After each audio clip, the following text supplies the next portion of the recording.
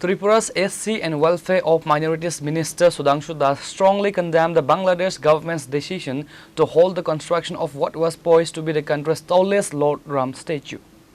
The suspension of the 81-foot tall mega statue project at the Sri Sri Radha Govinda and Kali Temple complex in Gaibandha district triggered intense regional reactions.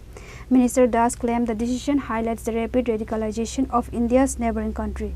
Speaking to media persons on Wednesday, the Tripura minister alleged a systematic effort by fundamentalist factions in Bangladesh to completely displace the indigenous minority Hindu population. তাদের এমন খারাপ দিন এসেছে যে পুরো দলটাই নির্মূল হয়ে গেছে। এখন তো বিজেপি দলের কথা বললে হবে না, তাদের দলে একে অপরের বিরুদ্ধে কথা বলছে। 20 জন সাংসদ বেরিয়ে গিয়ে নতুন দল তৈরি করছে। তো এগুলি কেন হচ্ছে? যারা হিন্দু ধর্মকে অপমান করবে, যারাই আমাদের ধর্মকে ধ্বংস করার চেষ্টা করবে, তারা একদিন ধ্বংস হবে। এটা চিরন্তন সত্য। কারণ সনাতন ধর্ম হচ্ছে শাশ্বত, সনাতন, যার আদি নেই, অন্ত নেই এবং যার কোনো শেষ নেই।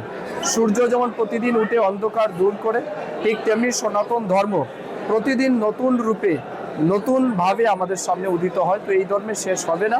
তো যে বা যারা চেষ্টা করুক না কেন এই ধর্মকে ধ্বংস করে দেওয়ার, তারা বিফল হবে।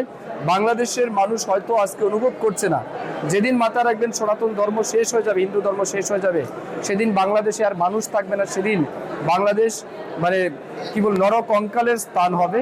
কারণ এটা প্রতিষ্ঠিত সত্য, হিন্দু ধর্মই সমস্ত ধর্মকে মেনে নেয়, হিন্দু ধর্মই সমস্ত নতুনত্বের স্রষ্টা।